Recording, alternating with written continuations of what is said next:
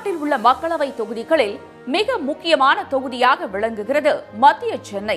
வரலாற்றை தாங்கி நிற்கும் செயின்ட் ஜார்ஜ் கோட்டை, ரிப்பன் மாளிகை, உயர்நீதிமன்றம் மற்றும் சென்ட்ரல் ரயில் நிலையம், எழும்பூர் ரயில் நிலையம், திருவல்லிக்கேணி பார்த்தசாரதி திருக்கோயில் மற்றும் மெரினா கடற்கரை, சேப்பாக்கம் கிரிக்கெட் மைதானம் ஆகியவை மத்திய சென்னையின் அடையாளங்களாக திகழ்கின்றன.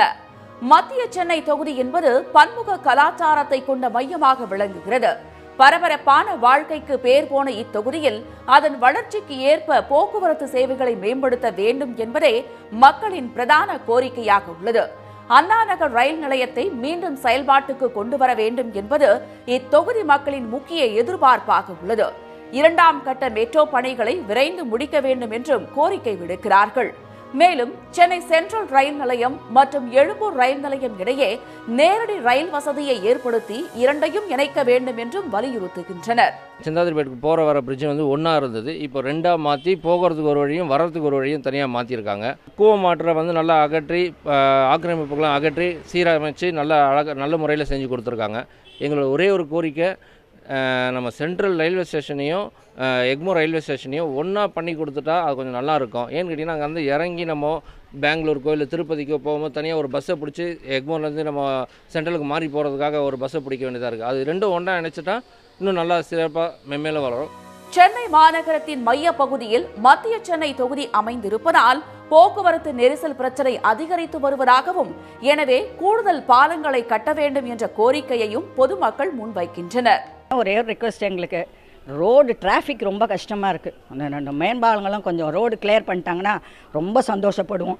மத்திய சென்னை தொகுதி மக்களின் நீண்டகால கோரிக்கைகளான யானைக்கவுனி மேம்பாலம், சிந்தாதிரிப்பேட்டை இருவழி பாதையாக மாற்றம், கூவம் கரையோரத்தில் ஆக்கிரமிப்புகள் அகற்றம், சென்ட்ரல் ரயில் நிலைய மேம்பாடு போன்றவை தற்போதைய எம்பி தயாநிதி மாறனின் முயற்சியால் நிறைவேற்றப்பட்டுள்ளன.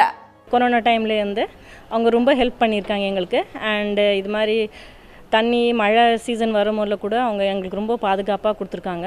ப்ரொவிஷன்ஸ்லேருந்து அவங்களும் எல்லாமே ஹெல்ப் பண்ணியிருக்காங்க. எங்கள் தொகுதி எம்பி மாதம் மாதம் பார்க்குறாங்க, எந்த உதவினாலும் செய்கிறாங்க. மழை டைமில் கூட ஃபுல்லாக தண்ணி வந்துச்சு, செக் பண்ணி எல்லாம் உதவி செஞ்சாங்க. இந்த நிவாரணம்லாம் ஹெல்ப் பண்ணுறாங்க. 1977 உருவாக்கப்பட்ட மத்திய சென்னை மக்களவை தொகுதியில் புரசைவாக்கம் பூங்கா நகர் நீக்கப்பட்டு வில்லிவாக்கம் துறைமுகம் சேர்க்கப்பட்டது.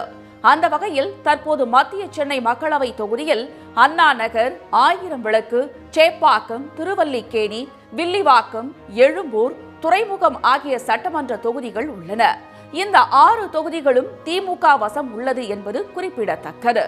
மத்திய சென்னை தொகுதியில் ஆண் வாக்காளர்கள் 6,64,076 பேரும், பெண் வாக்காளர்கள் 6,78,658 பேரும், மாற்று பாலினத்தவர் 433 பேரும் என மொத்தம் 13,43,167 பேர் வாக்காளர்களாக உள்ளனர். இத்தொகுதியில் இதுவரை நடைபெற்ற 12 தேர்தல்களில் திமுக 8 முறை வெற்றி பெற்று இது தங்களின் கோட்டை என நிரூபித்திருக்கிறது. முன்னாள் மத்திய அமைச்சர் முரசொலி மாறன் தொடர்ந்து 3 முறையும், தற்போதைய எம்பி தயாநிதி மாறன் 3 முறையும் வெற்றி பெற்ற தொகுதி இது.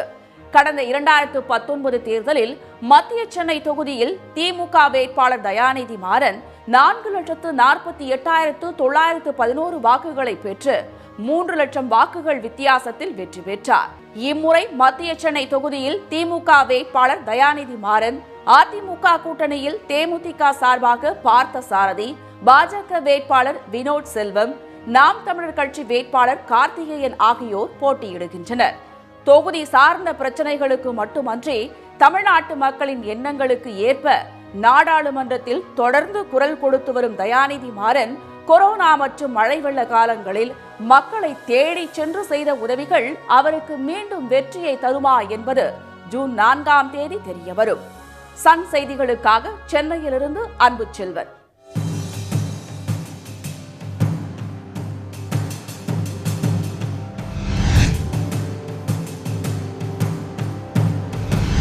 உடனுக்குடன் செய்திகளை தெரிந்து கொள்ள சன் நியூஸ் பெல் ஐகானை கிளிக் பண்ணுங்க.